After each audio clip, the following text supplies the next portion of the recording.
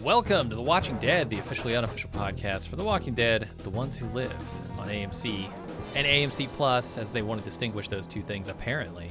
I'm Jim. I'm A.Ron. A.Ron, we're delving back in. We have dipped our toes yet again into the murky waters of The Walking Dead. How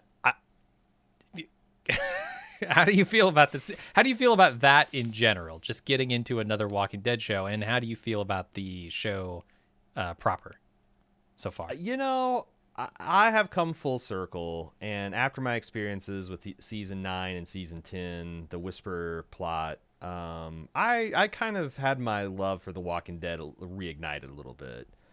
And now we're getting back to like the characters who I've loved since the beginning, like Rick. You know, he's one of the few OGs. Him and Daryl, kind of it. Him and Daryl and Carol, I should say. Mm-hmm. And Michonne is essentially pretty OG, joined in season 2. And I found I had a kind of a prison season. Was it at the very end of that season? I think she came in the very end of Herschel. Like as they were fleeing the farm, someone ran into her when they were fleeing from that. But it's somewhere between season 2 and 3. But you might be right. I wouldn't swear that was like 15 years ago, man. Yeah. It was a long time. But I found as I was sitting down to the couch to watch this, I had a little bit of a smile on my face where it's like, this is going to be. It could be good. Mm-hmm. It could be a disaster, but like I feel like I have all the tools I need to make an entertaining podcast no matter what. As long as they don't give me mediocre shit, I can do something entertaining. And then I actually watched the episode, and I think it does a really good job. Rick is a great character, who is played by a very good actor. And they are essentially hitting on all the themes that they've worked his entire life. Like Rick's whole white meat versus dark meat philosophy is thrown into his face. He's kind of like this Sisyphean Cincinnatus figure, where he constantly doesn't want to be the leader. I don't want to be the boss. I don't want power. I just want to live with my family and my people and do that kind of stuff. I want to be the farmer, but I always have to pick up this fucking sword, and he always has to do it. These tensions between, he deep down believes in all of humanity versus the dead, right? Mm-hmm. But also deep down wants to be with his family and he wants other people to rise up and do that so he doesn't have to, but he always has to. I like that. Having said that, there is still some Scott Gimple, like this man fully allergic to telling a story in chronological order. Yeah. And I ask you what benefit we got from the flashback nature rather than just telling us the story from 5 years after the bridge straightforward. Mm-hmm. You know, I don't understand why we had to jump back and forth. But yeah, Rick, I mean, Andrew Lincoln is really good. Like, I knew I was in for a good time, from the scene where he put the glass knife, or like the shard of glass to his neck. That's a particularly fine piece of acting. Mm-hmm. And also, there's a lot of other little bonus things. I like how we collapsed the comic universe back to the show universe. Rick has lost his hand. Yep. It's not his right hand, but he's lost his left hand. I think that was cool. And I got a couple other thoughts, but I want to get back to you first. What did you think of The Ones Who Live? I liked it quite a bit as well. I'm going to throw out the caveats before I talk about the things that I really like. There are definitely some storytelling caveats here that I am, as we talked about on our True Detective podcast, giving sort of a little bit of grace to see how they play this out, specifically with Michonne and missiles and armor-piercing missiles. All that stuff is like the stuff that makes The Walking Dead like, oh, The Walking Dead in my book. And everything else in this episode is stuff that makes me sit up and say, this is what The Walking Dead could have been. This feels more like the Darabont style of Walking Dead, where everything is more grounded and grounded, not having dick-biting, sword-swinging ninja idiots come in and make this a comic book-ass show. is kind of the thing that I love about it when we can just get into characters and motivations and a dark, horrible world where people have to do things that they don't like doing because if they don't, everyone could be dead or they could be dead. All that grounded stuff is the stuff that I wish we got for the last 11 seasons, and they're bringing it back here. This is really solid storytelling, in my opinion. Yeah, you're a long-term fan of The Walking Dead. You'll know that that's one thing that I was really yearning for in the middle part of The Walking Dead. Like, why are they so afraid to move things to post, like, camping out in the woods apocalypse? Why can't we get a civilization going? Why can't we explore restarting humanity? It looks like The Walking Dead is doing that in some of its other projects, like, The World Beyond. Not successfully, it doesn't seem like, but they're at least getting there now. It's just a shame that they're doing it with, shittier budgets, shittier casts, shittier writing than they should have had. But yeah, I like, and I also am a little bit annoyed that it does seem like they're telling the story that the CRM is another corrupt organization that Rick's going to have to take down from the inside. Like, at some point, the show, when you scale up these societies, like, shouldn't the cream rise to the crop? Why is it always the fucking governors and the warlords and that end up running things and doing shady shit? I mean, probably for the same reasons it happens in our world. Those are the people who seek power, and therefore those are the people who get it. It has the makings of a really compelling show for me. I just know that it's going to go off the rails at some point. It's going to get back to its comic book roots. You're going to have, Pollyanna McIntosh is a big part of this show, and nothing against her, but the way that they use her in this show is absurd. It's absurd. She plays Jadis. Like, Jadis, as far as I know, had a big arc in season 2 of The World Beyond, and is coming over to this as part of the CRM. We're going to see her. She's a regular in the cast. I've seen the photos of her, and her haircut is absurd. Just absolutely, she looks like a Muppet, a deranged Muppet. It's why do we have to have everything? And I don't want to talk about Andrew Lincoln's rubber dildo hand. We don't necessarily have to talk about it. His Doc Johnson sex toy hand. Yeah, you want to talk about that? We can talk about that if we want. It's those things that I'm like, let's just jettison that stuff, the silliness, the ridiculousness of it, and let's tell a really good story here. The Walking Dead just can't help itself, right? And I have a feeling when we get to the next episode, what I loved about this episode is going to kind of fall by the wayside, and we're going to be back to your standard Gimple run, Mazzara run, schlock.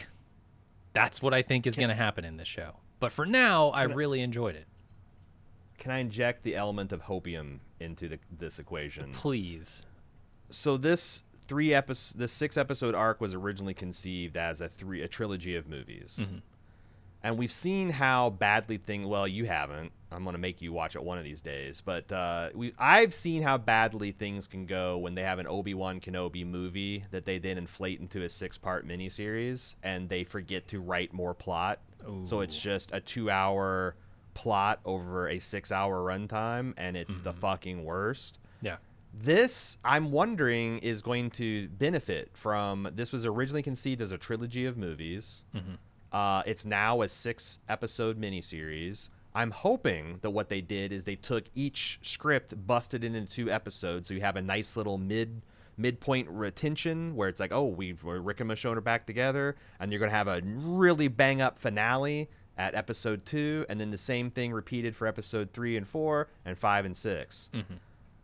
Then if someone wants to come in and say, well, that's not hopium, that's its counterfeit element, copium.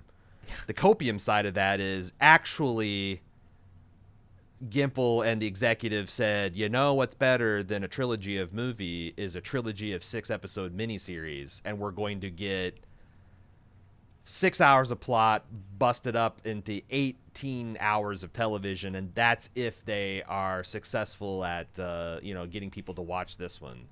So I'm hoping that this is the full trilogy told in 6 installments, and that's a lot of plot, and it's going to be action packed, and I like that Denai and Andrew have been very involved in the writing. Like if you take the behind the scenes at their word, Andrew Lincoln saying this was the result of many conversations that he and Gimple and Denai had when they were filming The Walking Dead, and questions like what's happening here, what's happening there, and it's something that they've developed. It's why they're all 3 sharing story credits. It's why Denai is one of the listed writers of, I think, episode 2 and 4. So I'm hoping that we don't have, because like it's not necessarily Gimple's fault that AMC wanted them to cover the comics at a glacial pace, and to do 16 episodes off of an 8-episode budget. So yeah, maybe because this show looks better, like it's noticeably better looking than late stage Walking Dead. The acting is so far phenomenal, and I think the story is cool too. So and the opium it could go off the rails. Not having multiple miniseries, and this is just them dipping their toe, is that I don't know that Denai and Andrew are going to want to do that much of this show, especially Denai. I mean, Denai's career has taken off since The Walking Dead. Sure. Andrew Lincoln, I feel like he's been surpassed by a couple of stars from The Walking Dead. I mean, John Bernthal is a pretty big star now, too. So, like, maybe he might want to do it, but I can't see Denai wanting to do multiple seasons of this show when she's got a big movie career going. Yeah, but what if they get Andrew and then she does this one swan? Yeah, I was saying, like, Maybe, I don't believe that. I think that would just be stupid, even by AMC standards, that like you are trying to fan the flames back to this fandom when you just got this embers in cold ash. It would be beyond stupid to do a whole bunch of filler shit with your main characters. Like this. This is I hope AMC realizes that this is the chance to reignite the franchise. If they're going to be massive interest in Rick and Michonne coming back, and a if they can sell people that this is a good time, and you can trust this franchise again, that would be awesome. But again, the copium comes in, and like, when has AMC ever done that? So yeah, and I still think it's going to be that comic book show, right? I mean, they got rid of Darabont early on. The Walking Dead has never been that kind of show since. They've turned it into a very comic booky show, and a lot of people like that. You can tell that successfully too. That's not an unsuccessful show, but sure. At this point, you either agree with us on what happened between seasons 3 and seasons 9, or you don't.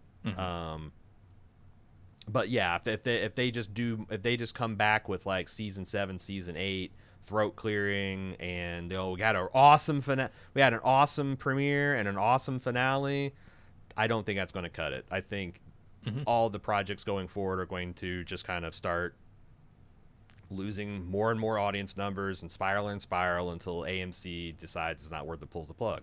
But this could be the start of not a golden age, but a silver age of The Walking Dead. Yeah, we'll see. It feels like a conversation maybe we should have after, as a summation of everything. So maybe we should just get into the recap. Why not?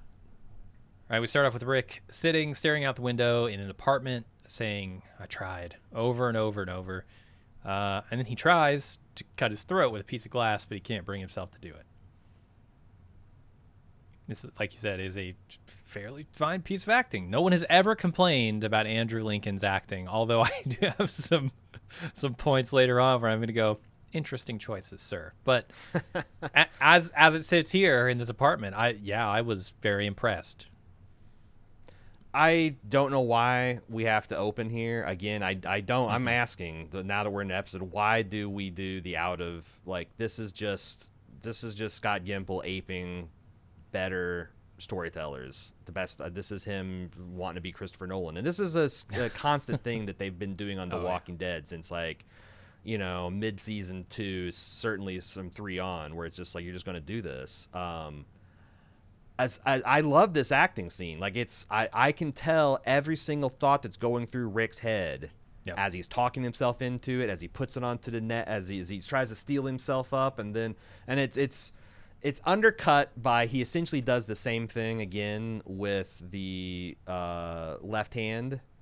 And then they literally do the same thing when we finally catch up into the stream of time. We see this completely unedited played back. And I'm just like, man, imagine if we got slowly introduced into Rick and he's doing his cleaning and, we see him like maybe do a montage of him trying to escape. And we already saw the one in the mud. They could probably do that in a minute or two as a cold open. And then, maybe the right before the credits is him chopping the arm off. And like if they just told it in sequence, because if this came at the middle of the episode where you really feel Rick at that low point, it'd be so powerful. But it's most like it just comes off as impressive as it is. It's a stunt where it is at the show, and then when it is in the proper sequence, it's robbed of its impact because you've seen it already. Yeah, I mean, it gives it a new context, I guess. When you see it the second time, if I'm playing devil's advocate for this scene, because I do think a lot of the time it's used without much thought, or without enough thought, I should say. But you get like the scoff. The scoff is the thing that really gets me. When he puts it to his neck, he realizes he decides not to do it, and he scoffs. And I'm like, first time around, I'm just like, well, Rick's not that guy. Rick can't take himself out of the game. The second time around, I'm seeing, oh no, they actually won. They beat Rick because he can't kill himself and he's trapped here. So now he's got to go along with their path for him. And so there's like a little bit of a change of context there that I think is interesting. It doesn't warrant that kind of out of order storytelling. I don't know, but I did see a new wrinkle.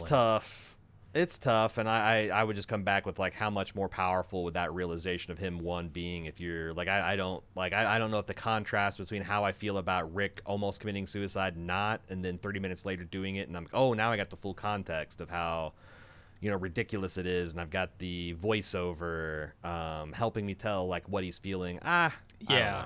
The voiceover, I get it for like efficiency's sake. They've got a lot of ground to cover here. They have years and years of ground, and they want to get us caught up in this first episode, and not just caught up, but like past the point where now comes in, right? Like they say now, and then I feel like we're even beyond that at the end of this episode.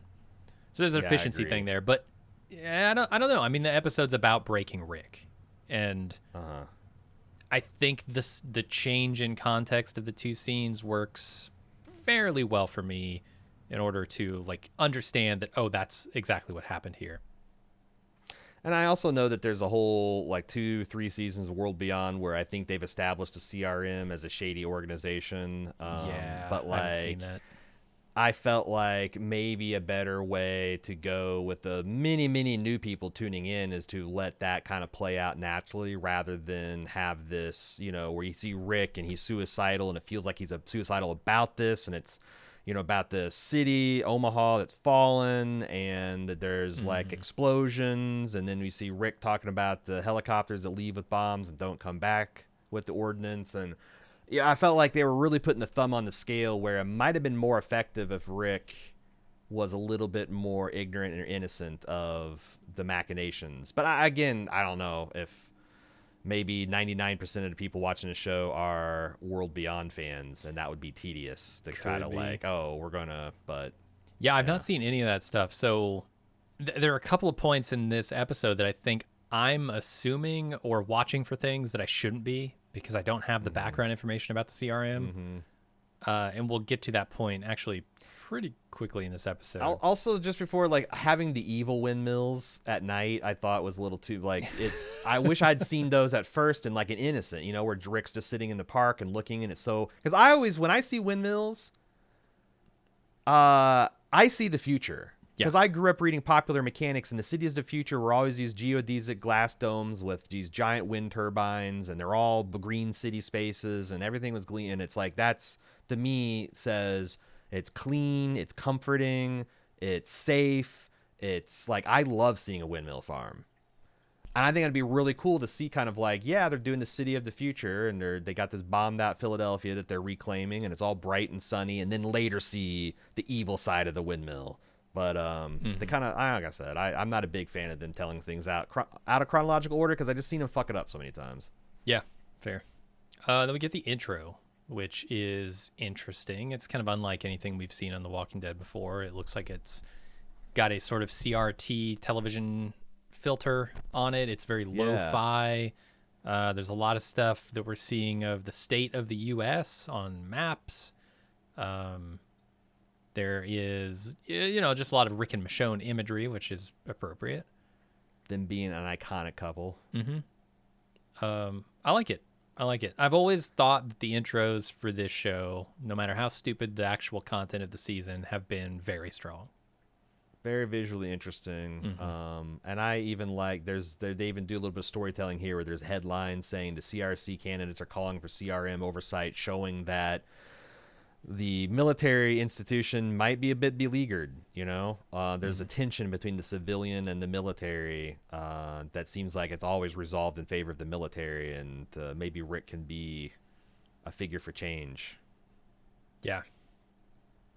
So let's go to the next scene. 5 years after the bridge, and they don't really need to explain the bridge. We all remember the bridge, right?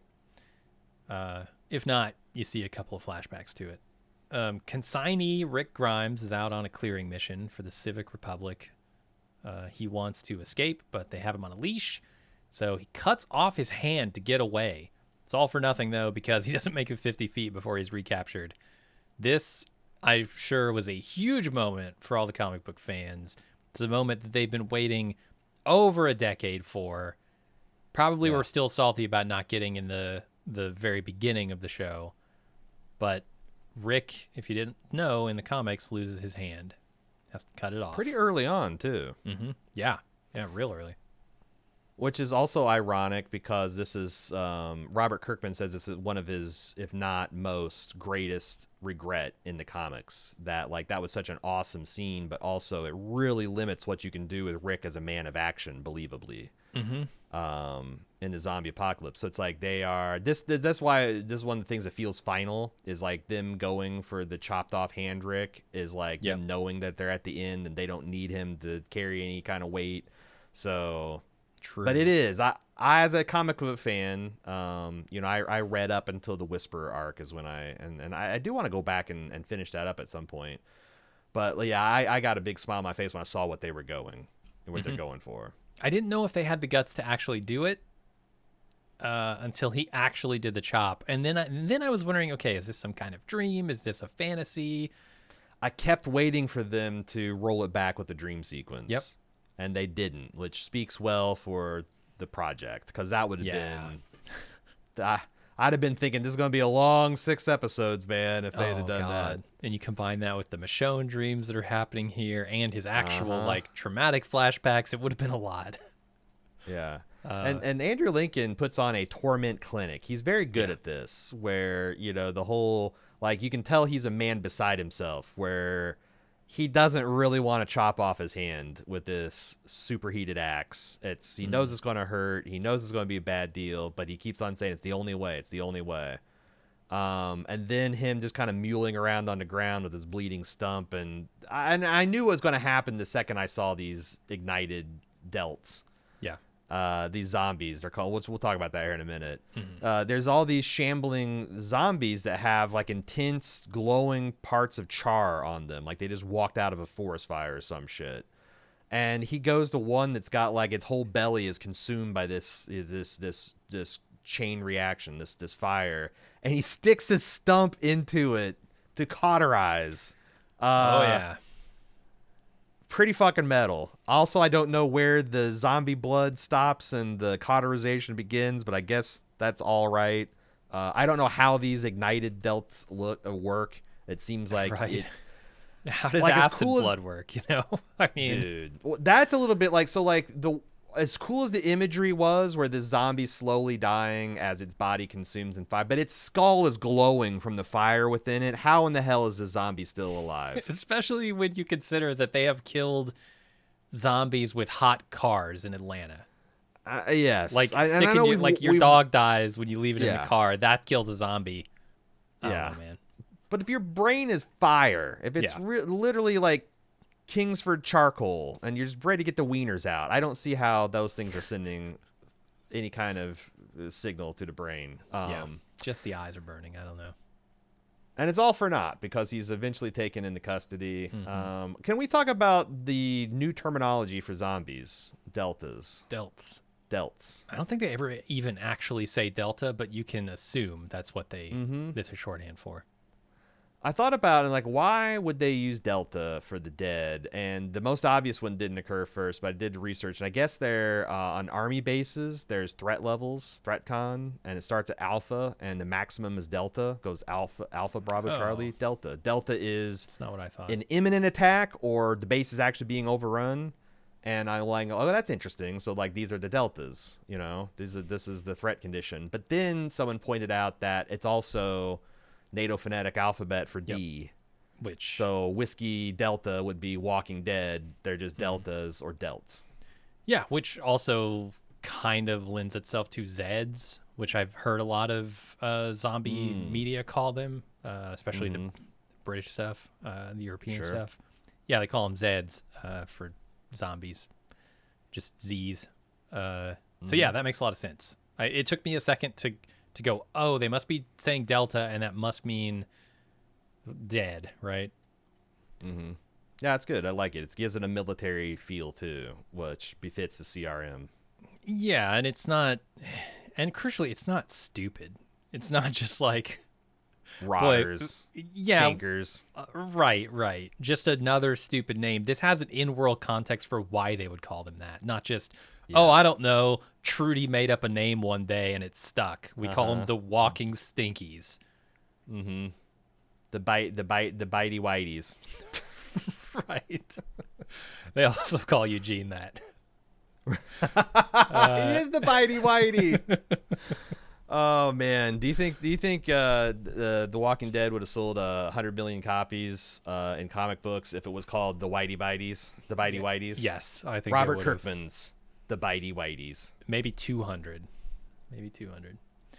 All right, let's. Oh, here's the other thing. I know why they did it.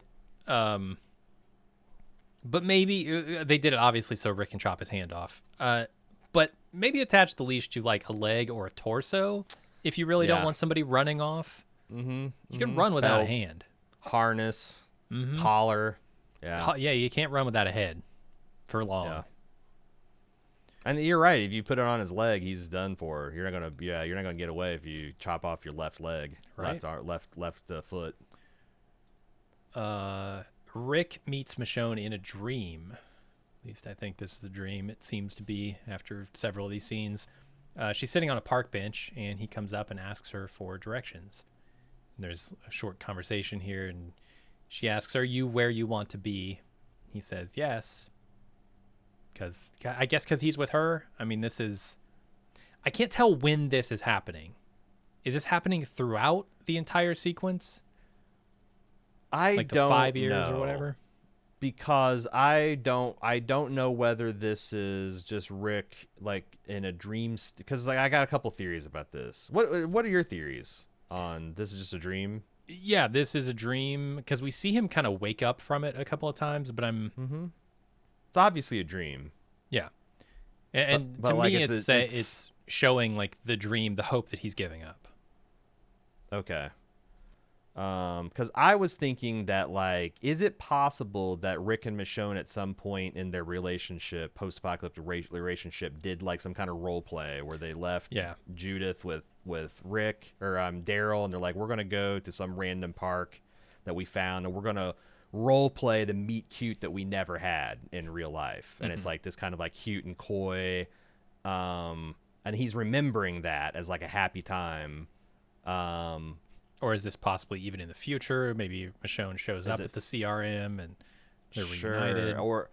Or is it something that he's like, is it just his brain remixing like situations from his youth that now he's seeing the love of his life put there? Like I could go either way. I think my first idea was like, yeah, this must have been some, and it's a bait and switch that we think it's got to be some dream or something, but it's really something that they put together, you know, just for like an anniversary occasion or something. I heard tell that this is actually a 7th plot that was dropped from Love Actually. And this was going to potentially be Andrew Lincoln's love life in Love Actually, where he met a woman on a park bench and that day proposed to her with no ring and 5 large pizzas. A promise of 5 large pizzas. Oh my God, it's a love and she quadrangle. Said yes. And she already had a husband. She had a family. She left them all for 5 large pizzas and no ring. There you go. And a man without a beard. Because for a split second, because they are obviously doing, I thought, maybe that's not obvious. It's hard to tell with Denai because she still looks like she's like in her early 30s. Andy Lincoln he's lacking the magic melanin.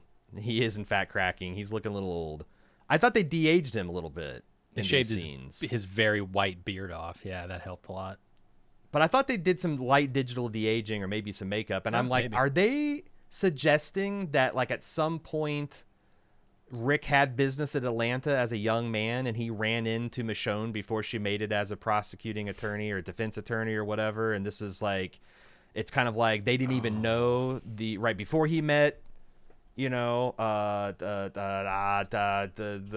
Lori? Fucking Fiesta girl. Yeah, Lori. Mm-hmm. Before he met Lori and had like this, that they had this kind of, you know, random meetup they didn't even know the significance of. But I don't believe that. It's the proposal that, I mean, that's second day meeting this woman on a park bench. Yeah. Like I said, that's not even Love Actually material. That's just insane to propose. Well, I mean, yeah, that's what Andrew Lincoln does in Love Actually is insane. Yeah. So, yeah. For sure. Yeah, it's all those things are possible. Ultimately, I landed on this is a dream. This is the hope that he had, that they would be reunited and they could live some kind of normal life together, just peaceful. Nothing. He doesn't have to be an A or a B. He can just be with her.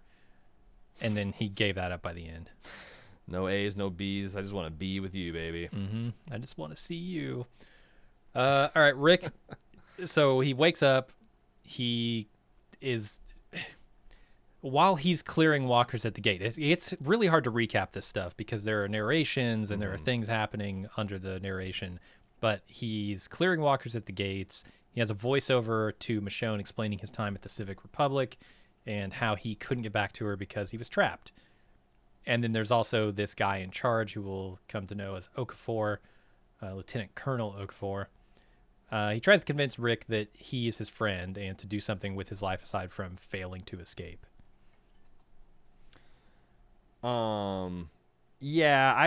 So narration usually doesn't work real well for me in fiction. I think the one thing that saves him is that this is kind of something that Rick does. Like Rick does have these one-sided phone conversations on radios. Rick does kind of get losing his mind and starts talking on telephones with his wife. You know, there is this kind of history of him doing these. This is like the sign of him, like he hasn't given up hope, that he's still writing these letters, trying to get him sent, you know, waiting for Morgan to pick up the radio at dawn. It's in his history. So like him writing this final letter to his wife, and before I forget you, I'm going to tell you all the things, and I'm going to make my peace with it, and I'm going to give up this dream. I think it kind of works. And also thank God, because we really needed the exposition. You know, for someone like me who has not gotten any of the World Beyond yet, like getting to know the CRM from their own perspective, I thought was valuable.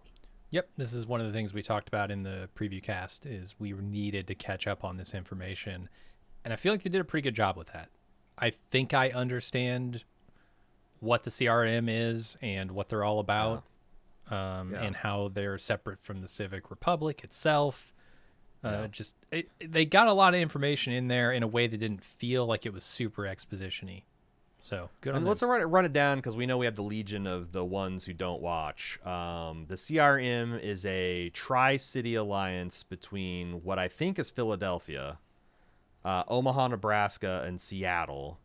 Well, no, I don't think that's true. I think the Civic Republic is alive. There's buildings Okay, go ahead. I think the Civic... So it's really confusing because the Civic Republic is a secret city. They don't allow anyone to know about their presence. They're allied with Omaha and Seattle, but Omaha and Seattle are not part of the CRM. Okay, Omaha and right. Portland. I think yeah, they're not part of the CRM because the CRM is Portland. The Civic Republic military, which is apparently a branch of the Civic Republic that operates independently from it. It was the Pennsylvania National Guard that protected Philadelphia from the United States government trying to firebomb it, like they did all the major. Because apparently, this is something they've established that, like, at some point during the zombie outbreak, the United States decided to just firebomb all of their large population centers as a way to cauterize the wound. This particular National Guard rebelled and resisted and protected Philadelphia. Yeah. I don't. So yeah, let's that's enough for now, because there's some questions I have about this. Me but too. This is a working city of 100,000, hundreds of thousands of people. So it's already another order of magnitude past anything we've seen with the Commonwealth. But their one ironclad rule is secrecy. They think that the reason their city has been able to stand this long is the strict secrecy. No one's allowed to leave, which isn't a problem because no one really wants to leave until Rick shows up. And the other thing is, when they find survivors, instead of Rick's plan of just asking you 3 questions and then taking you on or not, they make you go through a 6-year period of consignment. Yeah. Where you live on the outskirts of the city and you do zombie clearing, you do basic utility work, and if you do that for 6 years in a satisfactory manner, you can earn your citizenship to go inside the walls of the city. Mm-hmm. So that's the CRM, and they don't tell us it's Philadelphia, although they do a pretty. You see the skyline. There's several buildings that have the word Philadelphia on it. Yeah. And it's a secret city.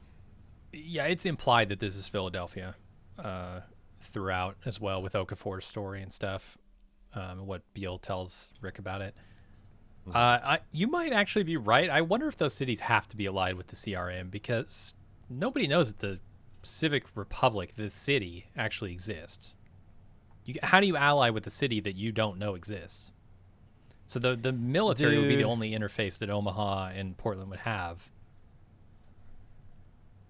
I don't know what I honestly, in this world, I don't know what an alliance between Portland, Omaha, and Pennsylvania with helicopters, it's a little more plausible that that's valuable, but I agree. But even then, that's like sending someone to the. That's like being an ally. It's like us being allied with a moon base. Like it could happen, but there's not going to be a lot of commerce and sharing going on just because it's so fucking expensive. Like you got a helicopter stuff to Omaha. Agree. In Omaha, it's like, I don't know. The logistics of this, I wish it was like some kind of like, maybe Philly, New York, Boston, but then their already shaky stance of Philadelphia being a hidden city would be even shakier. But and especially Portland, because Portland is out of the fucking way, right? Like Omaha. Yes. Okay, maybe that's reasonably flyable from Philly. And it's a breadbasket, like right there in the middle of the amber waves grain of the United States. Like a lot of supplies. It could be a real depot, right? But like Portland, why are you allying with Portland? Weed, marijuana, donuts. Yeah, they got those voodoo craft donuts beer. up there. I hear the strip clubs are awesome too. Nice. So that's it. What did you think of the kill stick? Oh, this like trident, spinning trident zombie thing. Tool. It's like corkscrew. A combination corkscrew, a cork remover and pike. It's something that I could really see being effective at snaking a drain. But zombie killing? Yeah, I guess. It reminded me. It reminded me of like those garden weasel things where you like stick it in the ground and twist it and it like pulls out weeds. Yep. How is it more effective than just a sharp stick? I've seen people kill zombies with like their thumbs through their skulls and shit. Mm-hmm. How is it more effective than a bayonet on the end of a rifle or a sharpened stick? Yeah. 6-foot stick. They have this like brick wall with these like 6-inch slots so the zombies come out one at a time.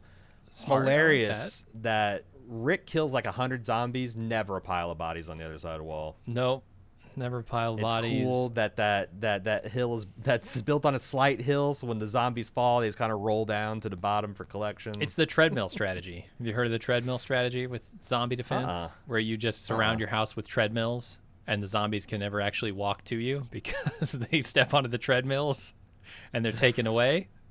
This is the same thing. True. It just treadmills to the side. Gotcha. Yeah, Gotcha. there's a conveyor belt. I mean, hell, they got working helicopters. Why not? Yeah. Okay, let's... okay. There are several people doing accents in this show. Andrew Lincoln, notably, doing an accent. We've talked about his accent at length. I don't know if the guy playing Okafor is putting on an accent, but his accent is really weird. It's along the lines Creole? of... Is it Creole? Yeah, like New Creole Orleans, accent. French Creole. That's what it kind of sounds like to me. But Maybe? whatever Thorne is doing with a South African accent, I that blew me away when she said she's a South African submariner. I'm like, with that accent? Yeah, they specifically mentioned Cape Town. I worked with somebody from South Africa for several years, and her natural accent, because she's putting on an accent, but her natural accent sounds a lot more to me like a South African accent. It's less like what I think of African, but more what I think of South Africa. So like it's a really weird decision to have somebody who I think has a natural South African accent to put on an accent for the show. Is she from South Africa? She probably is. She sounds like she is okay. to me. Oh, you heard her talking in the post bonus credits. footage. Yeah. Okay, I didn't even notice that. Yeah. Yeah, I don't know what they're going for. If we're gonna like see that he was back down in Louisiana or something. He's from Philly, apparently. I don't know. Maybe he's but not. it's an odd choice. No, he's not. He's National yeah, because Guard, he talks about firebombing all over the place. Yeah, true. All right. Somebody throws a glass at Rick and thanks him for showing them that they can't get away. And then Rick goes back to his apartment and rages over that. What is her deal? Does CRM have any glassware available at this point? Is that why she's drinking straight from the bottle? Because she's broken every other glass? Twice in this episode, for seemingly no reason, she throws a glass at Rick's head. Yeah. Who's shorter of glasses? The CRM or Tsar era Russia of all the huzzahing? Definitely Russia. So like her whole deal is she's got something like Rick where she has people she's left behind, she's wanting to get back to them, but she just and like maybe she like I like that, like I throw him a glass for I kind of like thank you and also fuck you for convincing me that it's impossible to escape from this place. It gives some real stakes to Rick's escape attempts, I think, because like it's true, a successful escape can inspire people to also think that they can get out of their plight. An unsuccessful attempt and repeated unsuccessful attempts over like a decade, that might inspire people to think, well, it's not worth even trying because it's not gonna work. Look at this dude. And I'm not gonna cut my hand off to try and get away. He went to the lengths you would think you would have to go to actually get away and still didn't get away. Yeah.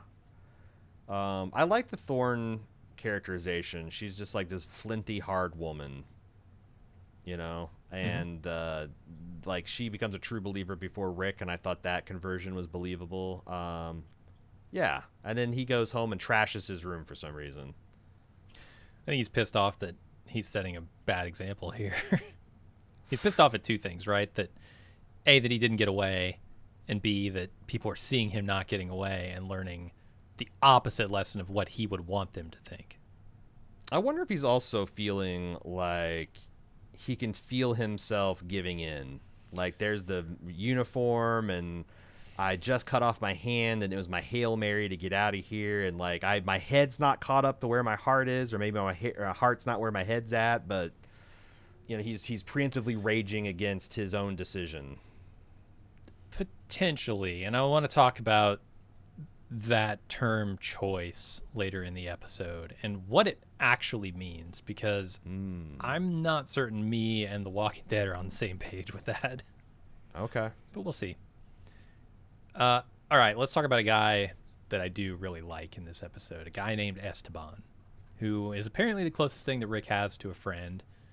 Sits next to him on a riverside bench, beautiful scenery, and espouses the virtues of not having swamp ass, as well as the citizenship program of the Civic Republic.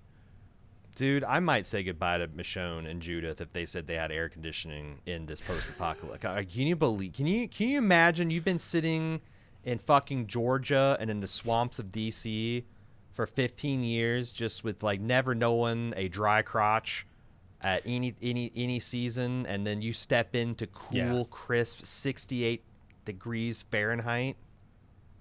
This is the problem. Yeah. This is why Rick is not tempted by this, is because he doesn't know that an alternative to swamp ass exists. He's always lived with swamp ass, so it's his default He's forgotten state. it. Yeah. No more swamp ass. That's all I need. That's the only campaign promise I want, and I'm ready to kill. I'm ready to firebomb cities. I'm ready to give up my wife and children. Just keep me cool, man. Keep me cool. This scene is doing a lot of heavy lifting of the CRM's, or the CR's citizenship program. Esteban's talking about how, most people would love to be at this place, and he's hoping to get this deputy water management position, or he just did. I can't remember. So he's actually, his time is up. He served, and now he's a citizen, and he's going inside the city. And it does also, like, kind of get you, it tells you how Rick has been, like, the first, like, this guy is so friendly, and he is. Like, he's instantly a likable guy. Mm-hmm. And he says that for, like, the first 3 years, Rick didn't even speak to him. But he's the type of guy who just wouldn't give up. And he kept on. He finally came to some kind of friendship with Rick. And it felt authentic. And also, Rick's the kind of guy that, like, yeah, maybe you would invest a couple of years to get to be his friend, and then... he's a guy of substance. So, like, they had this scene had to work so that the next scene that we see Esteban had a prayer of working. And I think it's a testament to both these guys that it did. Yeah. And the writing, I will really say, believe it. Is Rick the dumbest motherfucker alive? Because when Esteban says, Rick, if you just give in and decide to be the super soldier, you can always try to escape when you're not leashed up and you're just looking for twine out there. And Rick has the effect of a man who's processing new information. 6 fucking years. You've tried getting away 8 different times. You cut off your hand once, and you never thought of just facetiously accepting this guy's offer so you can be a commando out in the bush. Like, the only way out is so through, fucking man. dumb. He's so fucking dumb to not even think of the idea. Yeah, I mean, Rick has been pretty myopic a lot of times in The Walking Dead. This wouldn't be the first. He's missing a hand, not an eye. What the hell? Fair. The other thing my ears picked up is Esteban has a gal already on the inside who's a journalist. Yeah. Who's doing a story on water management. I have a feeling... it can't be. They're not going to run back Connie's Commonwealth plot, right? They can't be. I mean, she stays at the Commonwealth at the end of this, unless... no, there is no unless. She's at the Commonwealth at the end of this. I think it's endearing in, like, a teenager writing fan fiction way that writers have a way to self-insert themselves in saving the world. Oh, yeah. Like, just physical act of writing. Yeah. Just string words together so it makes people feel and understand, can save the world. That has to be so satisfying to work that into your plot. But I don't know if you can do it.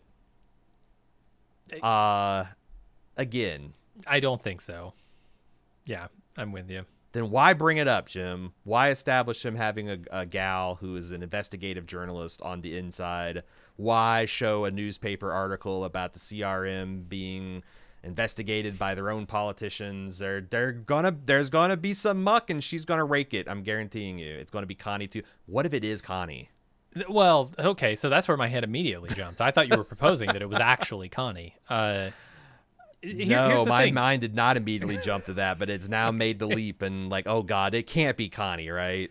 So I know, look, journalism is an important component of our society.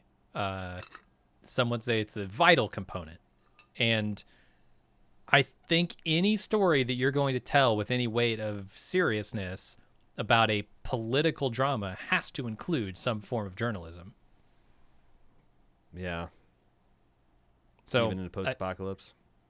Yeah, I mean, in a city of 200,000 people, you have to have some way to sway the opinion of those of that population, because they are a force to be reckoned with. It's just how do they think, and who tells them what to think, and how do they get that information? Yep, they don't have Twitter. They're gonna have to just do it with old school. Oh, they do it with TV apparently. Fish wraps. Oh, TV and papers. You know, like you said, we do see shots of newspapers. So yeah, they have that TV news program that I wonder who runs that. It's got to be a civic republic, not a military thing. Although I would think so too. But also question becomes who is influencing the coverage. Yeah. Are there any puppet strings there that we can't see?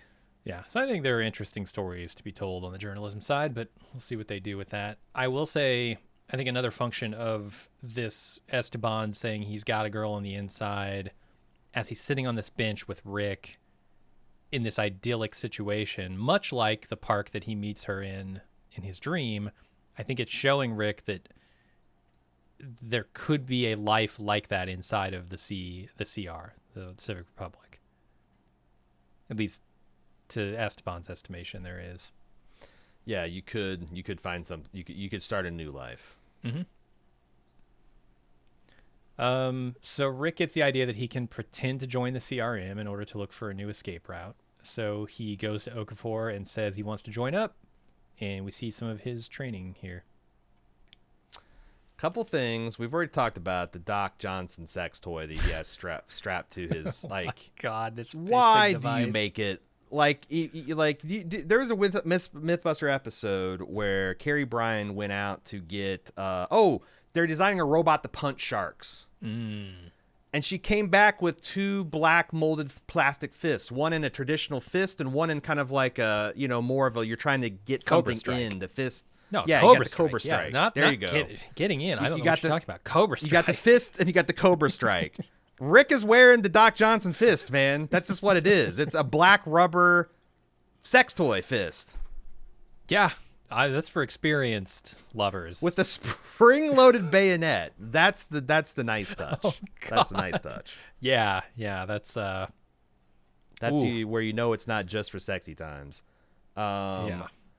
Also, move over barley. There's a new weird-ass grain to save civilization in town, and it's millet. It's millet. Yes. It's the next thing to make bread out of. All your kids are going to hate. They're going to want Wonder Bread, and you're going to give them millet, whole grain millet. Yeah, it's a pretty weak substitute. If barley equals intellect, what does millet equal? Depression. Because it's just a worse version of, like, barley bread. If you have barley bread, it's terrible. Millet equals acceptance. Did fucking wheat die? Did the zombie strain kill all the wheat too? Why are we experimenting with barley and millet? Why can't we just do corn and wheat? Zombies love wheat. It's brains and wheat, the two things that they'll eat. They do. They're like a locust herd. You get a big horde. They just trample, and millet's trample resistant. That's what it is. You can have a herd of 50,000 zombies go through, trample it, and they just spring up like daisies the next day. Makes sense. All right, how about crop millet? Circles hate millet 'em. Equals secrets. I like millet equals secrets. Barley equals intellect, but millet equals secrets. It's the opposite of barley. Yes. Barley enlightens, millet conceals. Yes. Millet's the treacherous grain. I love it. Millet equals secrets. I don't know what he means by it isn't exactly millet country, but if I could find the right one, it could change things. I guess he's talking about Rick here. Like Rick is millet. Oh, you're giving them a pretty big concession that they're actually trying to do something beyond just introducing the new super grain. What point could that have? I know. I said wheat's gone extinct. Yeah. Also, the other thing, if you're not watching this, you have to know that Rick is being trained to pilot a helicopter with one hand. Yes. And a sex toy. He is working that cyclic, and collective with not but a right hand and essentially a fancy butt plug. How he can work, helicopters pretty finicky flying contraptions. I'm not saying you can't do it if you're disabled. Yeah. If you have like one of those, but if you have like a rubber fist that's closed, I don't know. I don't know that you can you need a hook. You need something like what Aaron's got. Special helicopter with big Fisher Price buttons that he can mash with it. Just you could make some you could make some accessibility choices, or you could just have the guy who's one-handed not fly the helicopter. Yeah. He could just be the platoon leader. He could be the chief ass kicker. You just don't, the job with manual dexterity and feel. Maybe in the apocalypse he can just ride. He can ride the wagon. Sure. Let's take another dream sequence here. A trip on a dream ride with Michonne again. She has to leave the park bench, and Rick asks her if she comes here often. She says yes, but also she's not eager to see him again, which confuses him, confused me. I can't tell if this is just flirting.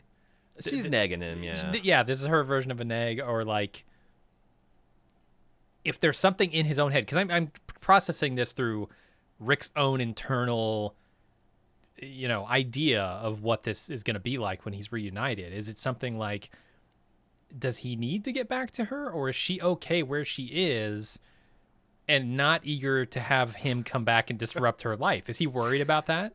That if he does find her, things won't be the same? Yeah, it might be. I'm too busy making jokes, though. I know. Because my thing, it's the easy thing is she's Denai Guerrera, and she's looking like $1 million bucks, and he looks like bean curd by way of British Isles, and she's just like, I'm just not that eager. There could be some flavor here. But I'm looking at it, and I'm not seeing it. So also, look, Andy, me and John Berthold, we surpassed you at this point as far as fame goes. You want to do another one of these? I'm just not that eager. That's true. I got another Black Wakanda Panther movie 3 coming up. Yeah. Yeah. So I don't know. I'm the one that me and John have become the ones who make bank, and you're the guy coasting off of Love Actually and Rick Grimes. So he's very big in Europe. I'm sure. Yeah. It could also be him worrying that he's got to explain a lot of his actions to her when he gets back or when they're reunited, and he's not sure he knows how. I don't know. It's definitely. I think you hit it right. Your first analysis was that this is him processing the subconscious and conscious guilt of giving them up. Yeah. Seems to make sense, and we'll get a little more of this later. Okafor takes Rick and the woman I was calling Glass Plaster at this point, apparently, to a secret location and reveal, not to be confused with what Rick is doing. That's not blasting glass. He wants to reveal some secrets to them and tells them that he's trying to train them up to become leaders so that they can help change the CRM for the better, which immediately at this point I'm going, why reveal this to Rick? Because it doesn't feel like a ton of time is passing here. But what we're supposed to understand is there is a lot of time passing. Yeah, and I wasn't picking that up on first watch. So me either. And why use the title cards if you're not going to because I guess if you're paying attention, it takes a while to fly a helicopter. But to be fair, I don't know that The Walking Dead knows that. They've done some really stupid shit on this show, and they're doing 5 years this now. It could have been 18 months later. But yeah, you're supposed to understand that they have earned their right into the beginning echelons of the inner circle. And sometimes they make it explicit how much time is passing. Let's say these past years stuff, blah blah blah. Yeah. So far, they haven't really done a lot of that. So my initial inclination is, what is he not telling them? What is he really trying to do with Rick and Thorne here? Why does this feel like a Scientology pitch? Yeah. Here's your copy of Dianetics. Here's your copy of the auditing manual. I've noticed that your operating theatins are awful high. If you stick with the group and you keep contributing, eventually you'll be given the echelon report. That will explain everything. But we can't tell you. It's very, very much very culty, secret society, and it always feels to me like a trick, And especially when you pile Beal on later, then I'm really thinking, oh, they're actually just working together to break Rick, to Could be. make him, to get him so far into this thing before he realizes that, oh, we weren't actually going to change anything. We just wanted to co-opt you. Yeah. And I assume that's the way it's going to go, although I don't know. I mean, that's what you do when you want to tell an intriguing tale of like a thriller or something. But The Walking Dead, it doesn't seem like they're trying to do that. They're trying to tell an emotional tale about a man who's torn between two possible futures.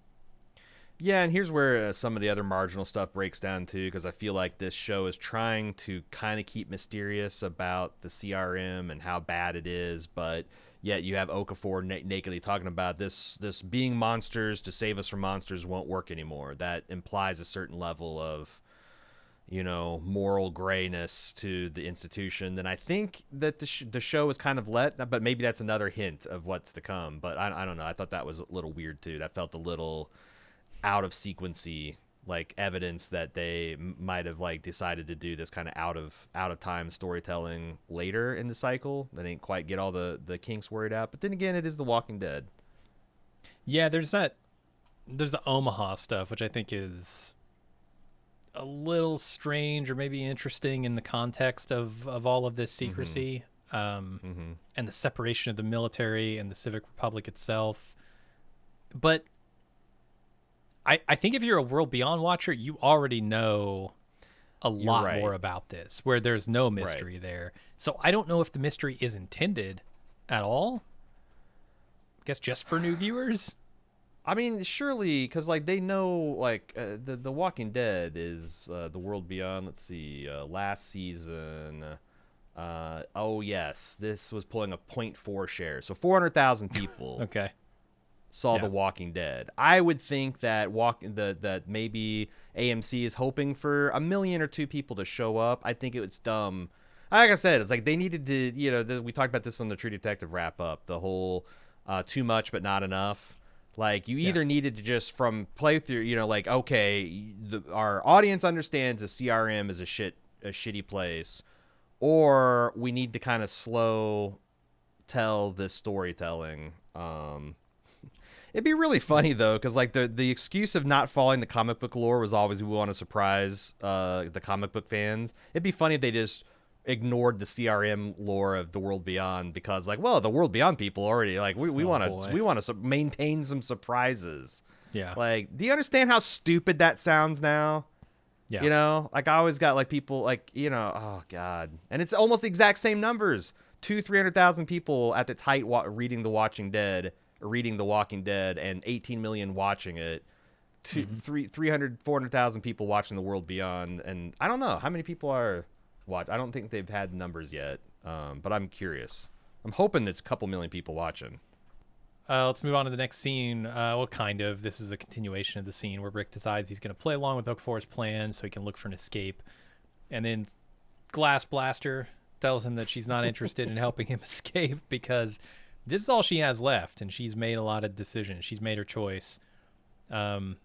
She also leaves it kind of a hanging thread here where if you do want help, let me know. All you have to do is ask. And what I think she's really saying here is if you do want help joining up with the CRM, like getting in, creating a new life here, I'll help with that. Yeah, agreed. What is it with The Walking Dead and having the most bonkers backstories for people? Like, this is a lady South African submariner who is a gambling expert who went to Las Vegas to play poker on the eve of the zombie apocalypse. Mm-hmm. Everybody can't got just a story. Be. Yeah, I guess. Where were you when 9/11 happened? I don't know about you, but I was at the casino hoping to play my first hand of poker. Like, why the submarine? Are we going to have submarines? Are we going to get into submarines? Have we not already had a submarine? Surely we've had submarines in The Walking Dead. I felt like I saw something about the Fear the Walking Dead where there was a submarine plot in season 3 or 4, but maybe. So is she a character from that or what? I don't know. I'm just saying that like it's Gonzo. Like, she could just be a gambler but she's got to be a gambler, submariner, South African at that. Well, Jadis could have a normal haircut. We've seen it. And yet they did what they did to her. So yeah, The Walking Dead has a style.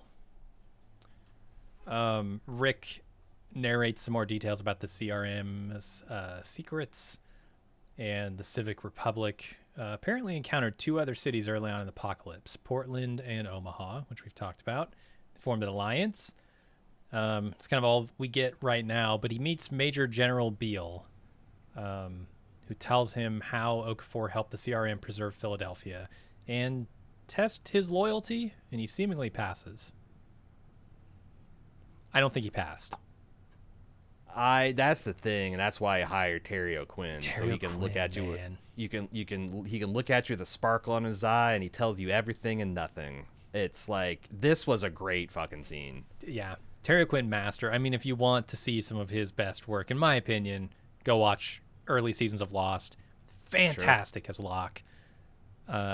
This guy, like you said, yeah, he gives nothing away in his performance and lets you assume everything, and I love it. Like, he's telling you everything and nothing, you know? It's too much and not enough at the same time. That's his acting style. And I love that they had the confidence to have Andy Lincoln have a pretty good poker face, where it's like, yes. if I was General Beale, I would have nothing to go on.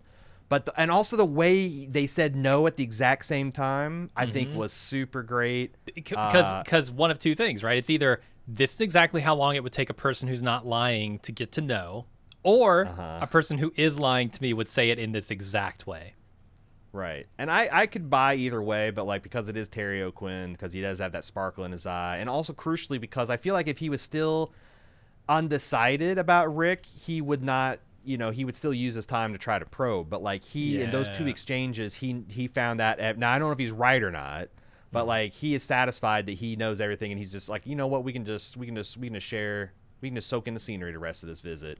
I think that tells again, but it's also great because I don't know exactly what it says. And he's not. So to your point, I think Andrew Lincoln has to put in the performance he does. He has to have that believable poker face, because if he doesn't, we know what Terry O'Quinn's thinking. We know the game is up, right? Here, because they both thread that needle so perfectly, it's still a mystery. But I tend to lean toward the conspiracy, that this is maybe part of Okafor, because the first thing he asks is, he comes up and says, is Okafor doing anything that I should know about? And Rick lies to him and says no, because we know that Okafor is planning to change the CRM, apparently behind his back.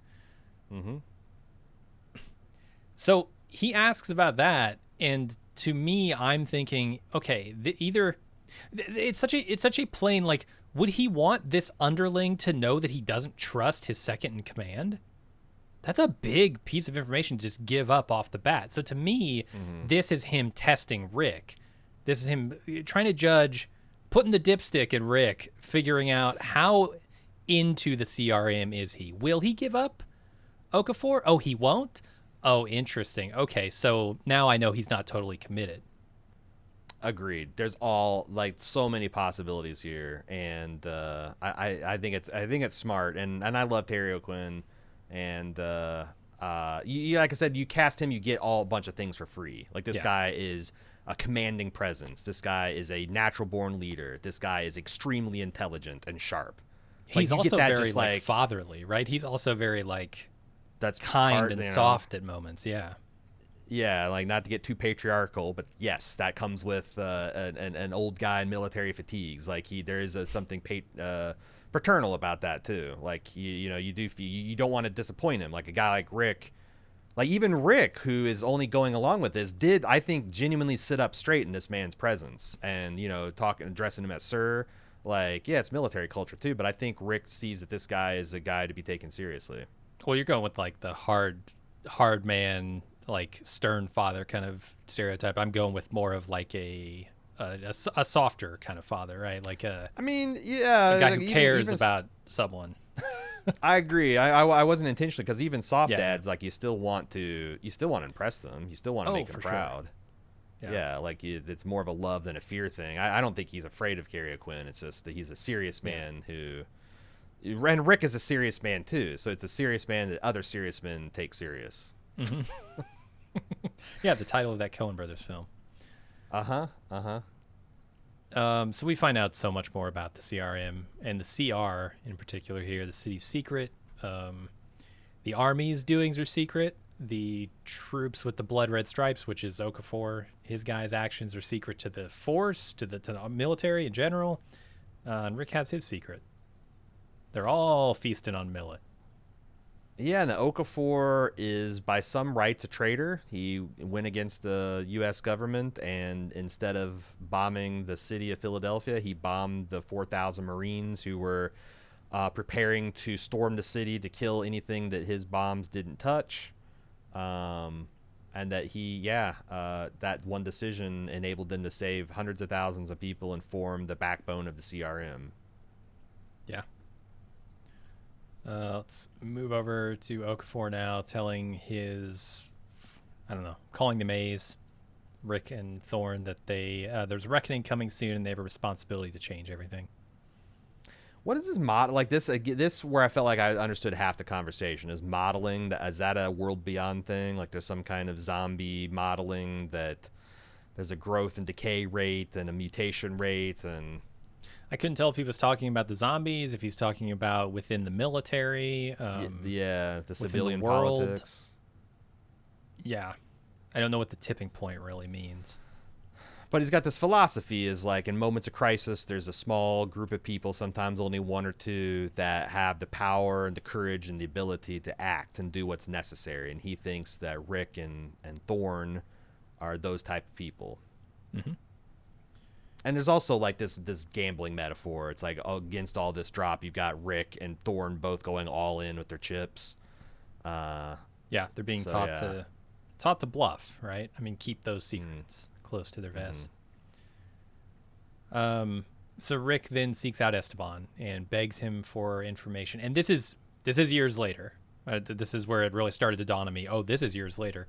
Rick seeks him out, begs him for information that'll help him navigate the sewer system for his next escape attempt. And they tell each other not to die. I don't know. So Esteban is a water manager for Ward 3 now, not a deputy water manager. It's an indication that a lot of time has passed here.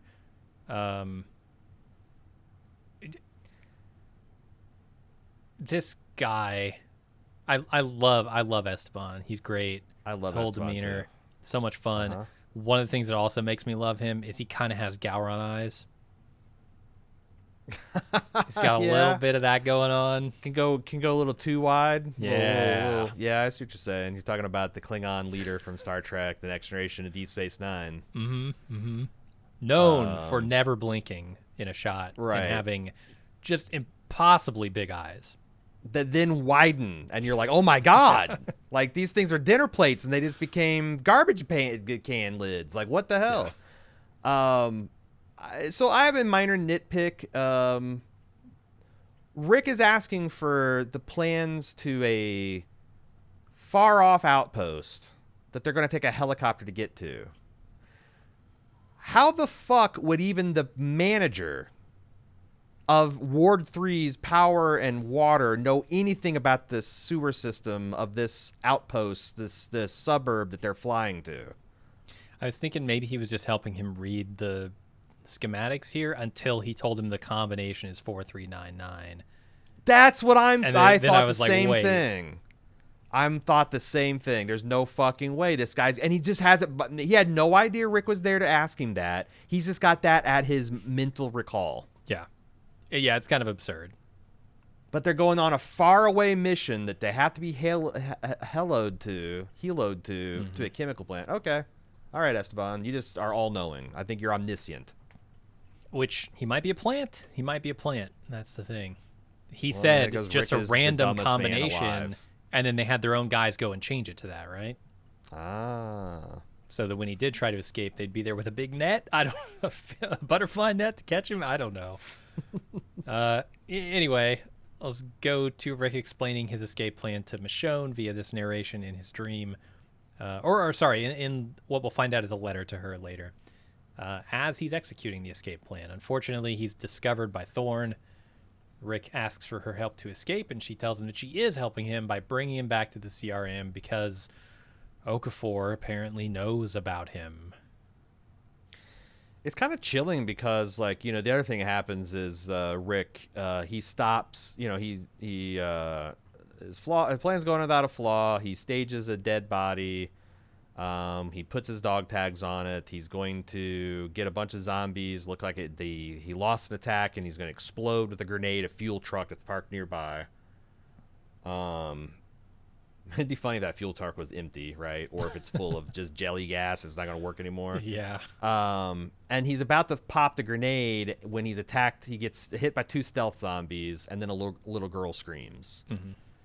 I kind of like the little girl coming back into, like, this is the first time we see Rick Grimes since he's been off the air for like 5 years, and we bring him back to a spooky little zombie girl encounter in the premiere episode. I thought that was a nice little touch base. Yeah, he's been haunted by little girls his entire run in the show. But it's also dark because I think if that little girl doesn't show up, that Thorn was preparing to kill Rick, to murder Rick. Because she said, I saw the whole thing. Interesting. And also, I saved your life. And he's like, you didn't save my life. He's like, yeah, I wouldn't have missed. I think the implication is if he was about to get away scot-free, Right. she was going to kill him. So he couldn't fuck up her good thing. That makes sense. Yeah, so this little girl inadvertently saved him. Yeah. Huh. I wonder if they're, like, it's also, like, do you think they're going to do some kind of, like, a Judith surrogate? Or, like what they're doing with Daryl? And I don't know, man. What that guy, I forget what that Laurent, are they, like, I don't know if I want a kid in my Rick Grimes movie, man, my Rick and Michonne movie. We already got kids. Yeah, don't roll all of the hits back. We're already doing authoritarian regime shit. Yeah. Do we need another tag-along child? I want him to get back to RJ and Little Ass Kicker. I don't need Zombie Girl. Yeah. I'm with you. So finding out that Okafor knows about him, Rick sneaks into Okafor's bedroom / vivarium. He's apparently living in a greenhouse. I don't know. You gotta live with the millet to understand the millet and to get the millets. It's such a secret grain that you have to know it that intimately for it to unlock its secrets to you. This is true. Oh, he is trying to discover the secrets of millet. Yeah. You wake up at 3 o'clock in the morning, you have a millet insight, you want to go right to your crop. Right. So Rick demands at knife point to know what Thorne was talking about with the he knows he remark. Okafor says he knows everything about Michonne.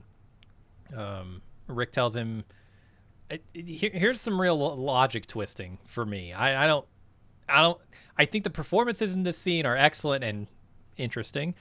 I don't understand the logic. So Okafor says he knows everything about Michonne. Rick tells him they don't get to make the choice for him and calls him a good little soldier, which triggers Okafor. He says he tells him everything about, like, killing his wife and 4,000 Marines to save Philadelphia and maybe the world.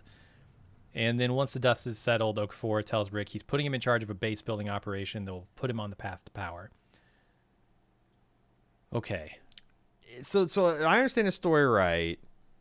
He's in the Air Force. He's already bombed several U.S. cities. He mentioned Atlanta and L.A. by name, and now it's time to bomb Philadelphia. And his wife is a Marine, and she's going to be one of the ones. She's gathered at Lincoln Fieldhouse or whatever it is. And she didn't want to. He says that she didn't want to go in there and liquidate all the people I missed. So I made a choice. I killed my wife and the 4,000 other Marines. Do you think we'll ever find out more about that? Like, was that a conversation they had? Was that like, she's like, I don't want to do this, and he had no way to stop it except for to kill her, and she'd rather die, or like, I wonder, because, like, why didn't she just desert? Yeah. Like, or is this a snap decision he made? Like, I had follow-up questions, and I don't know if we'll ever get the answers to it. I don't think so, because his head explodes at the end of this episode. True. I don't see them ever going back to that. But I also listener, if you're just listening and watch, every time Jim says he held at knife point, you have to understand that it's actually Rick's giant black dildo hand with the knife coming out of it. That's what the knife we're talking. Yeah, he held at sex toy point. So the other thing I really like is here's the dark meat versus light meat. This is the first episode where he's like talking to Merle. You don't understand it. We ain't them. Yeah, this philosophy, and Okafor hurls it right back at him because he's like, they're your people. It's your problem. He's like, all the living are your people, Rick. And Rick can't, like, what's he going to say? This is his own fucking philosophy coming back at him. Yeah, no, it's true. The thing I don't understand about it is Okafor keeps claiming that he made the choice. You made the choice. And Rick is saying, my choice is my wife. My choice is my family. My choice is getting the hell out of here by any means necessary. That is my choice. And he says, you made the choice. Saying you made the choice does not make it true. No matter how many times and how forcefully you say it and how personally true it is for you, Rick has not made that choice. I don't understand this. Well, he didn't hear the voiceover where Rick said, I'm going to play along. But so I think Okafor is like really wounded that he signed the CRM draft paper or whatever. Oh, yeah? Okay, that could be. The man who's tried to escape 8 times has done subterfuge. The man who will sacrifice his hand to get away will break a promise. Oh, no. Yeah, how could you? Only because Esteban suggested it. Rick's far too dumb to do that kind of subterfuge otherwise. True. So, okay, really maybe Esteban's it's just that. Fault. He feels like he thought he had a true blue leader in Rick, and turns out he was just using that as an escape plan. I don't know. I do like Rick's sideways acting here. I mean, he is fully horizontal in this frame to match the horizontal position of Okafor. But when they give you a wide shot, I mean, I can't even get my neck. Look, I'm not as old as he is. Maybe that just happens when you get to 50, but impressive how sideways he gets. Yeah. But move over, Paul Giamatti. Yep. He doesn't need any Merlot to get there. I'll tell you that. And the other thing, so this is where the light meat, dark meat at the beginning of the conversation and in the conversation where Rick tries to retreat to, it's like, this is your path to power. And Rick's, I don't want power. And it's like, well, too bad you already got it, which has been Rick's curse. Yep. Rick has always been a leader, has always been a soldier. He doesn't want to be any of those things, but it is what he's good at. And this has kind of largely been a story of him being punished whenever he runs away from that destiny. Yeah, absolutely. And here he seemingly is going to embrace it and then be punished for that. So Thorne busts into Rick's apartment and shows him a TV news report that says Omaha's fallen. And this causes Thorne to declare that secrecy is vital to survival and to smash another glass next to his head again. Yeah, at first I thought this was going to be her being like, the CRM's evil, blah, blah, blah, obviously. But it's like, no, it's the other. She's going the other way, where this actually, I was skeptical of their plan and need for secrecy and all this stuff. But this just proves what happened to Omaha. Just proves that we're doing. We're on the right path. By the end of the episode, what's your feeling on Omaha? Do you think that the CRM did it? The CRM bombed it. Yeah, 100%. Okay, so this is where I get to, like, there's one other possibility I would accept, which is there's a rogue military, the Canadian Republic military, that's coming down the border, and there is a huge border. There's a huge war between the CRM and this other thing, and Omaha was the battle line. Okay, but because they're telling us that there was 2 points that were exploded, and then there was like a non-zombie fight that led to the central city collapsing. To me, that says some outside force engineered this. It could be the CRM, or it could have been the CRM trying to fight that force, but it's not a zombie horde. No, I don't think it's a zombie horde. They don't typically cause explosions, although these burning embers. The ignited deltas. The other possibility, I think, could be internal conflict, right? You have some dissidents within the society. That is a staple of Walking Dead storytelling. Sure. And they talk about their, that this goes hand in hand with him talking about reaching tipping points, Mm-hmm. And I don't know how far they're going to go on this particular plot. I read a little bit about this, and I kind of know things, so I won't Okay.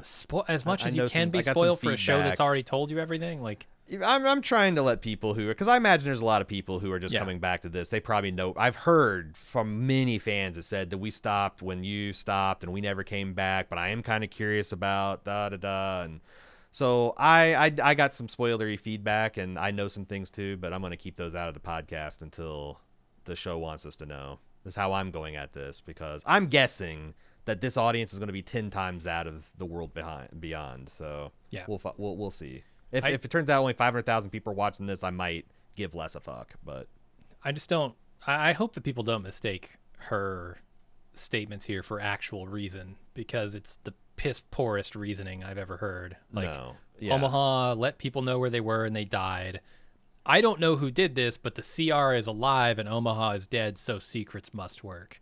Like, Yeah, none of some- that stuff follows from the initial, from the premise. So, like, yeah. Yeah. She seems to be, if there is Kool-Aid to be drunk here, she seems to be drinking it. by the gallon. Yeah, Yeah, and I do wonder, because this is all coming from like Civic Republic news stations. There's no outside reporting going on, right? You can't go to like Al Jazeera and find out a different perspective or something. It's all CR stuff. that's where Esteban's muckraking journalist wife is going to come in handy. I bet she will. I will say this, that people who were listening, not watching, might be like, "What the hell? There's a little girl running with a zombie horde." Oh yeah, they got an explanation for that. Okay. They were hiding out at a museum of natural history or some shit, and zombies happened like they do, and all of the group got bit, and she got scared, and she hid inside or underneath a giant sculpture of a grasshopper. Mm-hmm. And those grasshoppers have sharp leg pieces. And in the zombies' attempt to get to the girl, they tore themselves to shred on these grasshopper spikes. It's hilarious, because the second time I watched, I noticed that her mom and dad zombie had these spikes just sticking out at every angle of their face. Nice. Like, Yeah. this must have been the bristliest fucking grasshopper the world's ever seen. But they tore themselves to pieces to get to her, and they showered her with their blood and guts so that she inadvertently, I like this. yeah. She So she glenned herself. I think in context, the story is ridiculous. I don't understand. Like, is the point of your story, there are better places to be than it's like shutting Rick inside up. a sculpture, for instance? Yeah, no, Rick is bitching and moaning about his lot in life, and she's like, "We'd all rather to be the different people, they're different places with the different people, like this little girl." But yeah, it's just, yeah, But yeah, I do like the guts stuff, right? And I'm talking about season 1, episode 2. I forget the episode, but it's like early on. It's called Guts, and they discover that if you cover yourself in guts, and they use it throughout the series, the zombies won't detect you. It's kind of neat that comes back in, and I'm not even sure that she registers the actual meaning of it. Like, she might think it's just some fluke that, oh, she didn't get torn to shreds for some reason, or that it's really her mom and dad still in there, because like she was like, like it seemed like she was staying with that flock and she was anguished when her mom and dad got killed by Rick. So yes, yeah, I mean, she's a real young girl. She's like 7, 8 maybe, so that's all fucked up and sad. Yeah, and I don't know how much of that Thorn glass blaster is registering either. I do wonder. She got the blast another glass at the end of the scene, though. Yeah, and so I think the reason they had her throw 2 glasses is foreshadowing, right? Like, she's just a person who likes to throw glasses, and so Rick's gonna have a piece of glass laying around his apartment later in the episode where he can attempt to cut his throat. Like, I never put that together. That's where he got the glass. but you don't need to foreshadow it. Just have her angrily throw a glass. She doesn't have to be the person who throws glasses. Sure, yeah.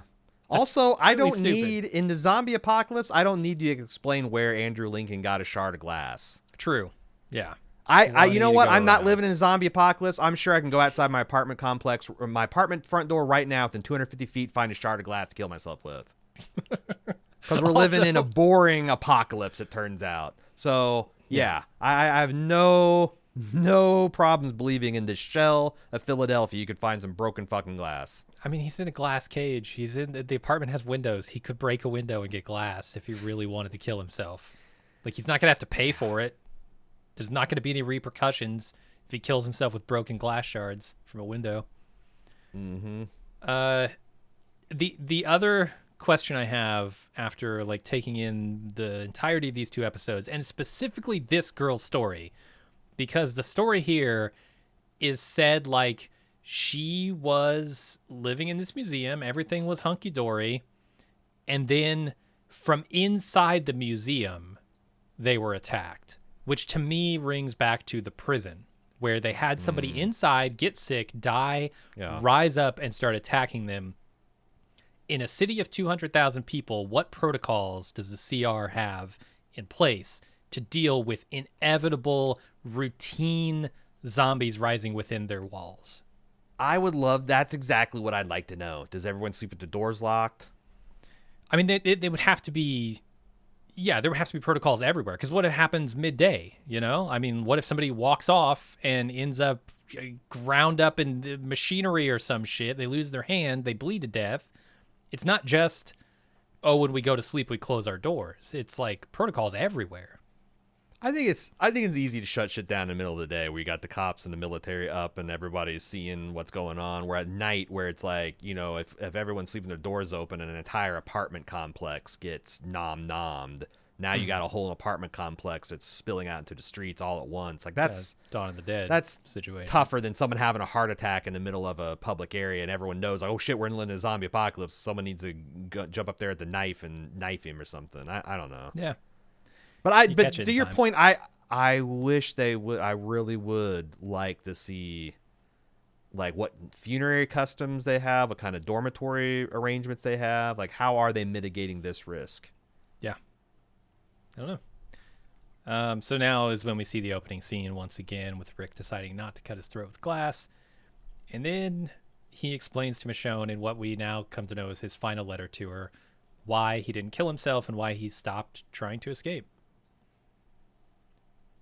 Because it'd just be a waste. Like, if I can't get back to you, why kill myself? You know, why not devote myself to what's ahead, which is a lot of blood and rotors and gun oil, but also maybe a future that can help other people. Mm-hmm. And it's a kind of neat montage of them taking this. Like, his mission is to spend this next year to build this college into this forward operating base. Did they mention where that college is from? I think they did, and I completely... Cascades. In the Cascades, okay. Mm-hmm. So up in New York. So yeah, I think it's cool to see that kind of build and you know, it's a good way to yada yada through the time. Yeah. But then he burns a letter, all of his cell phone carvings, all that stuff's gone now. Yep. He tried, he failed, and now he's embracing something new. So then that night he dreams of Michonne again on the park bench, and he proposes, like I said, without a ring, but with the promise of 5 large pizzas. And then his dream turns immediately into a nightmare. They kiss also. Is this him kissing her goodbye? Like, I think her catching on fire and burning at the same, right after he burnt, like, his memories of her. I think this is really strong evidence for your first interpretation that this is his brain making peace with the fact that he's giving up the possibility of ever seeing her again. Yeah. And I think it does pretty good job of reinforcing that along with the letter, you know. It shows how sweet the thing that they could have had would have been, but also combined with the letter, it's tragic. And then Rick, we go to now, where Rick is flying Oak 4 up the coast in a helicopter. He tells the story of the night that his father burned down the farm to collect insurance money so his family could eat. Okafor leaves him with a warning to guard his morals before he explodes into a shower of blood and gore inside the chopper. Chopper's down by missiles. Rick survives the crash and is attacked by someone who turns out to be Michonne. Yeah. Man, these backstories, soliloquies, again, they're just gone all the time gonzo. Like, Rick just starts the story and I'm like, where is this going? And he's like, well, my granddaddy burnt down our farm, and he came to me in the middle of the night, and he's a monster, half burnt, over 50% of his body. And he says, don't worry, Rick. This burnt millet is going to save our farm. Don't you worry, son. I got you. And then my daddy lived a whole life and died. And I found out from Mom on his deathbed that he started the fire. And I'm like, this is fucking insane. What is the point of this story? And I think it's that you sometimes have to save something. You have to sacrifice and have scars and pain. And he's saying that he essentially burnt his life to protect the future millet crops of the CRM. Yeah, he absorbed that pain and he lived with it. He did what he needed to do. And yeah. But for his family, Rick. For his family. Well, the whole world's his family now. Yeah. Anyway, I know. So, it's dubious at best. This could just as easily like be the speech where he stabs Okafor in the head and says, "I'm taking this chopper and I'm going back to Alexandria," because he could just take this chopper. Yeah. What is the CRM civilization equivalent of committing insurance fraud to save a farm?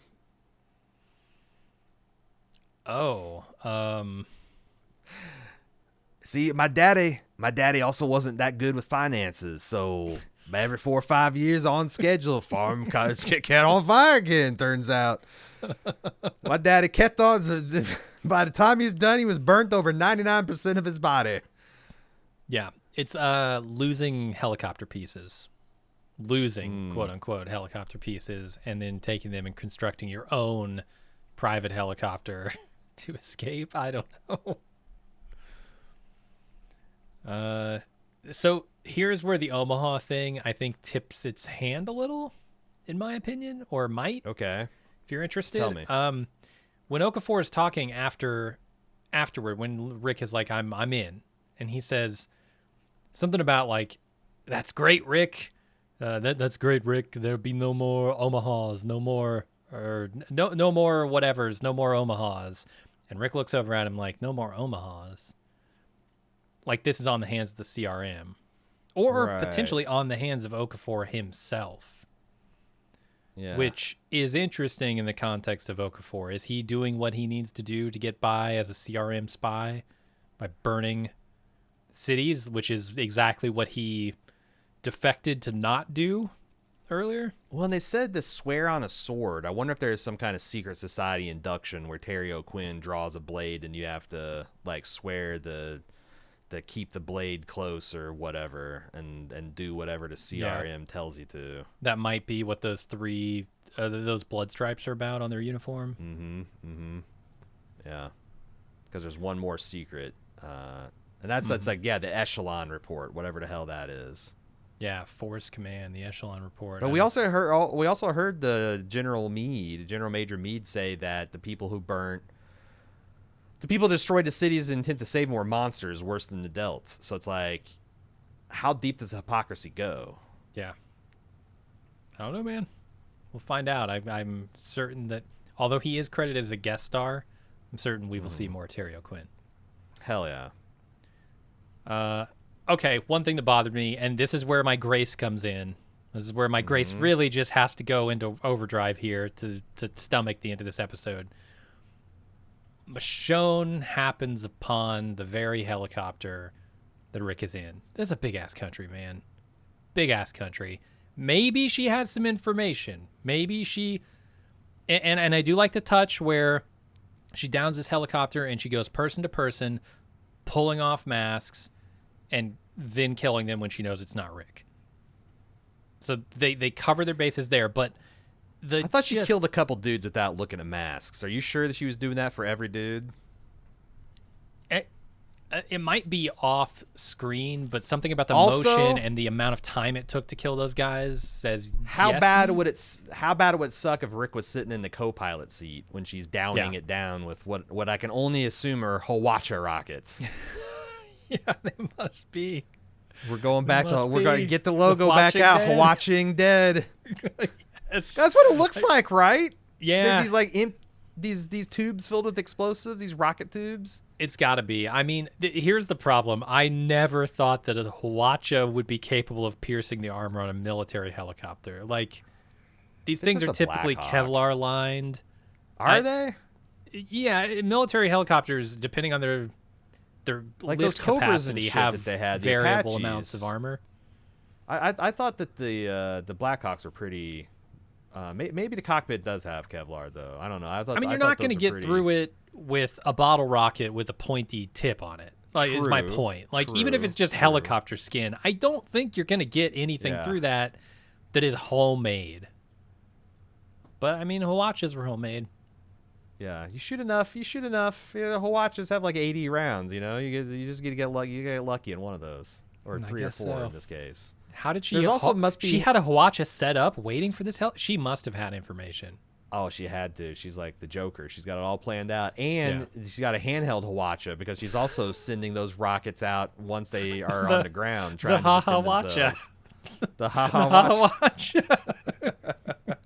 The handheld Hwacha. The Hwacha. Love it. Yeah. No, you're right. She does have a handheld Hwacha. We can see it in the next time on. Oh, it looks like you have a rocket launching or a grenade launching shotgun, that kind of thing. Grenade launching rifle. Okay. She's got something that looks like that. Does it look steampunk homemade, or is it like a piece of a? Not that I saw. Maybe.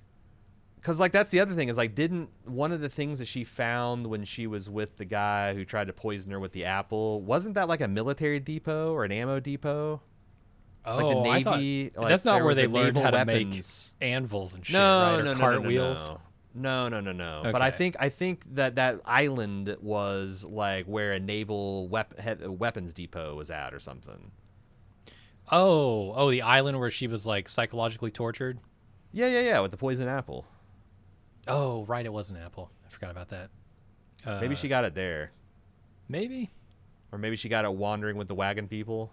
That's the thing. Like I'm extending a little grace. I'm not going to say this is stupid. I'm going to wait, and I'll say it's stupid next episode. I assume next episode's going to be Michonne's backstory. Yeah, it absolutely is. Yeah.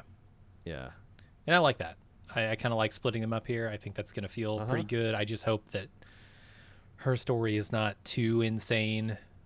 It's not like it's both the story of them trying not to lose hope and go and and Michonne's got the even harder job because at any time she just give up and go back to the rest of their family. She's got all of her friends, her children are waiting out exile, and she knows that. Whereas Rick can't get out. She arguably should be back home right now, mothering her children. You could make that argument. Yeah. Send fucking Farrell or Daryl out after the CRN. Yeah. You take care of the kids, man. The kids, okay? Yep. You don't want Daryl Negan raising your children? Definitely not. Maggie's insane too. She ran off with Negan. Apparently, went to go see New York. Anyway, but yeah, that's it for the episode. We will see Michonne's story next time. Shall we get the feedback? Oh, we have feedback? Okay, I forgot. We have one piece of feedback, twd@baldmove.com, if you would like to get in your licks as we go on through the season, twd@baldmove.com. Also, if you want to know what else we're doing, hint, this week we're starting the Shogun Project on FX Hulu, and also we're watching Part 2 of Dune. That's all going to be happening this week. If you want to know what we're doing on a week-to-week basis, check out our social media, @BaldMove, wherever you get social media. And then if you'd like to support us and get ad-free feeds, special features, bonus content, etc., support.baldmove.com. Help us keep podding the casts. Casting the pods? Whatever. Bill from Aurora, Illinois, says, the one who lived pilots easily the best thing out of the Walking Dead universe in multiple years. Virtually every spin-off has been quite weak compared to the original Walking Dead, but this one has rekindled my interest in the franchise. I thought they did a pretty good job of introducing you to the universe of the CRM. Only a few things were missing, which will probably be revealed for the season for those who didn't watch The Walking Dead World Beyond, which is, parenthetically, he says, a god-awful series. So he includes some background information, some of it that I didn't think was super spoilery. I'm going to share some of it that I did think was spoilery. Again, if you want to preserve the mysteries of the ones who live and you haven't seen The World Beyond, then I've sanitized it for you. He says, Omaha was a city that had a lot of scientists in it, and the CRM sent the smartest of the scientists somewhere out east to search for a cure for the zombie virus. Particularly brutal plot point was eventually revealed that they also took some of the survivors from Omaha and used them as guinea pigs to see how people turn into zombies and whether they could heal them afterwards.